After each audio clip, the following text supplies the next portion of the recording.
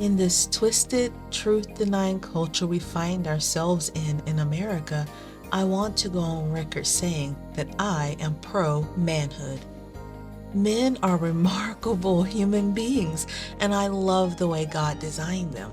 They possess incredible insight, courage, and strength, and I absolutely support them in this culture that hates them.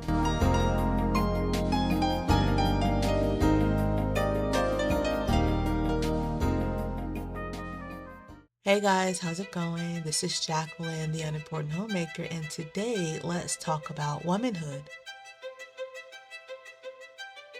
To be a part of true womanhood, you have to be in support of true manhood. Men are completely different than us. They have a different way of viewing and responding to the world, and a different approach to relationships. I've found scores of reasons to support manhood, and at the top of my list is the fact that they are accommodating. The reason this is prominent on my list is because I don't think a lot of women understand the importance of male strength. What I mean to say is that men fight. It's what they do. They are wired to be aggressive towards threats, and in that moment, it is kill or be killed. Even nerdy office men possess that same instinct. So when you have a disrespectful, irate, rowdy, uncontrollable woman in a rage, in his face, yelling and screaming, do you know what's going through his mind? He's thinking, this is a threatening situation, and I know that all I have to do to end this is a semi-strong hit, and the whole situation will stop. What she sees is, he's so passive. He's a wimp. I control him like a child. We forget that men don't handle confrontation like we do with words. They understand that words reveal actions of the heart and will lead to greater aggression. Now, be honest, if a woman got in your face like that, you would at least push them away, right? This is why I stand with men and why I support masculinity. Men respect us in their own way. They sacrifice daily for us. They fight to protect us. They are resilient and they push through no matter what. And even when in the heat of rage, they still refrain from losing their cool with us. They are tirelessly accommodating to our antics. We also falsely, as women, believe that our hits don't hurt them. So, if your child slapped you or hit you, the embarrassment alone, not even counting the pain, would cause you to go nuts on that kid. There is no way you just walk it off. You wouldn't be able to control your rage. But most men do. They have to. They understand that they can use their strength as weapons of destruction, so they master themselves, especially when dealing with irate women, and they do not get enough credit for that. She pokes her chest out and thinks she's mastered him as he slinks away quietly. On the contrary, she probably has no idea how murderous he might feel towards her, and that leaving the room is the only mercy he can show her right now. She ought to recognize it. She feels exactly the same way when she's riled up and angry. She has murderous hatred in her heart, and it comes out in her words that she uses to cut him. She hurls this behavior at the cashier who messed up her order, or the kids who are misbehaving in the store. Now, obviously, this is shocking for some people. This might be news to them. But it ought to cause you to consider what kindness he's showing you as you behave in this dramatic and destructive way. This foolish woman might start screaming, "This is why we hate men and their toxic masculinity." We hear that all the time, right? I call them foolish because they have probably never, ever been around a truly toxic masculine man. She just wants her way with her man. So when the man she loves is making her angry, she will behave animalistically to get her own way. This is why she's foolish. She doesn't even see that she reversed natural roles in her mind. She assigned weakness to him and strength to herself, and then proceeded to attempt to dominate him. When he responds to that dominating threat in kind, she ends up broken and hospitalized. When he responds to the dominating threat with self-control, he'll allow her to continue acting the way she is, or he'll just leave the room. And he hates when you try to manipulate him into turning his aggression on you. He feels scared of what would happen if he let you decide for him to become aggressive. This is a big reason why men don't like to let women tell them what to do, because she doesn't understand what she's asking of him. She doesn't see down the line of choices like he does. As women, we should respect men for that. We shouldn't be foolish and endanger the relationship we are trying to build. We should recognize that their brute force, their aggression, and their alpha tendencies come with positive attributes as long as they stay in check. Even when it appears they are lenient with us, they are really gifting us with their own protection. And when we act bad, they still protect us, even though we don't deserve it, by walking away and allowing the situation to diffuse. They protect us from the anger and aggression within themselves by not giving it a chance to erupt, knowing that to do so would completely destroy her because her strength is no match for his. They give honor to the weaker vessel, and I'm thankful for that. Now, I understand that this is going to be an explosive topic, and you might not agree with me, but it's unimportant to me that we do. Let me know down below your reasons why you stand with manhood. I'd love to hear all about it. Now, let's hit the comment section. I'd first like to take the time to thank all of our supporters over on Etsy for supporting our family shop.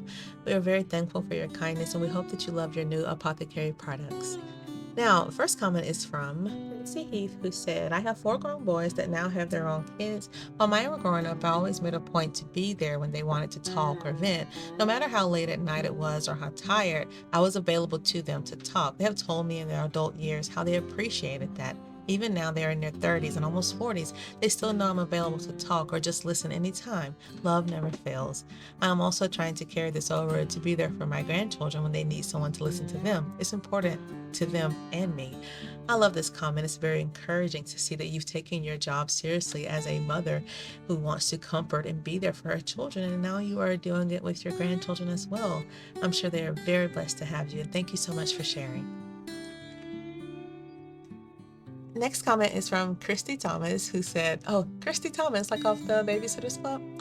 Anyway, she said, I appreciate the skirts you wear, so feminine. I also wear dresses and skirts. I love modesty. I am very careful at the top of my dresses as well as my shirts are not low cut, therefore nothing shows that shouldn't. This way, no one gets the wrong idea as to who I profess to be, always exhibiting modest Christian attire from head to toe. I am impressed with your wonderful content and soft voice as you expound God's word along with much needed expert advice.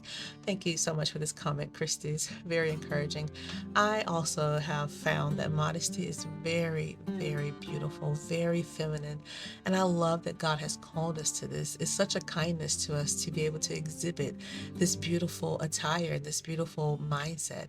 And yeah, I'm like you. I'm always cautious to represent Christ and what I'm wearing and how I'm behaving.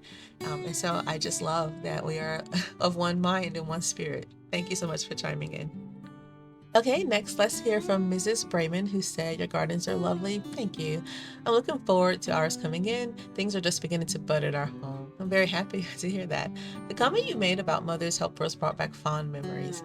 As a child, my grandparents managed apartment buildings. When I was 8, one of the tenants was pregnant and had one child. I would go after school for a couple of hours each day and help out, usually play with the child so mom could take a nap. I would also sweep and do dishes. They gave me $5 a week, and I thought I was rich. I love this comment. That was such a different time that we all lived in. And I also love how you call yourself Mrs. Brayman. I wish I would have started calling myself Mrs. Brown because I love so much how old-fashioned women used to identify themselves. I know they say that's extremely antiquated and not supportive of women, but I don't agree with that. I think it's so beautiful to carry your husband's name. But yeah, I love this comment. To hear someone say that they also did that, that's such a wonderful thing. Thank you so much for chiming in. Okay, next we have E Street Angel who said, I've often said that if I lost all my furniture in a fire or other disaster, my first purchase would be a recliner, as I could sit, relax, and sleep in it until I can buy more furniture. Years I had very bad bronchitis, and the only way I could sleep was in the recliner, as I felt like I couldn't breathe when I was in bed.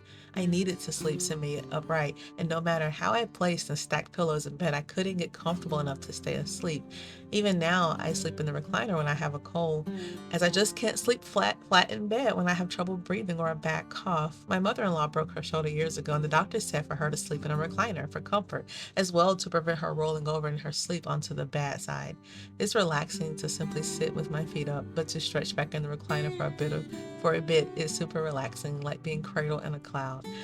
Oh, thank you so much for sharing this. My mom actually struggled to sleep laying flat as well. And so she taught me the art of stacking pillows up under the mattress in order to raise the bed up a little bit in an incline while you're sleeping.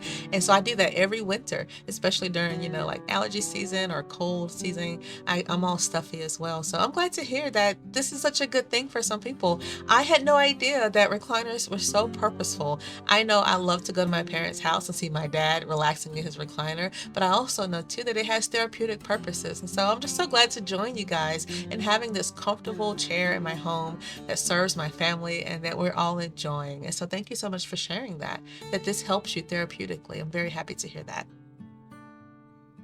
Okay, next comment is from City Man, who said, it seems that the most vulgar in speech people have become the most violent, easily offended, and emotional. Ugh, you are so absolutely right about that.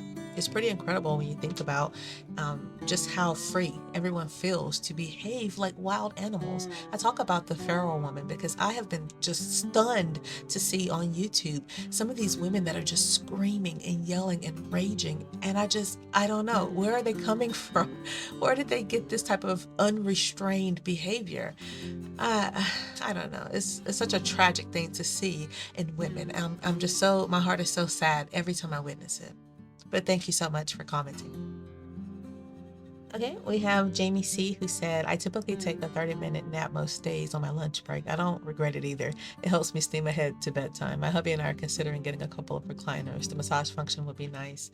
I love this. Thank you so much for chiming in, Jamie. I struggled so long with accepting that I needed to take a nap, and it took me many years to allow myself to rest during the day. And while the setup that I had before, which, moving the couches, putting them together so that I can rest, it absolutely served its purpose.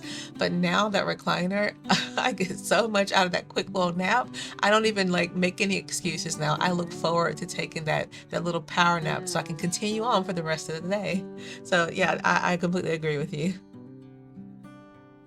Last comment is from Miracle Farm, who said, oh, you are just a youngin', but you do deserve to rest. I race before everyone in the morning, so sometimes after lunch I would doze off. Sometimes your body just needs a reset. You're so right about that, and that's one of the hardest things to do, especially when you just can't stop. You just feel like there's so much to be done. But I found that weary, tired Jack is the worst Jack ever. So I will definitely make my daughter, she will even say, I really feel like you should take a nap. Like you should just do that. So they encouraged me to go and take that nap so that I can continue being the sweet homemaker I'm supposed to be. So thank you guys so much for bearing with me while I took that little break.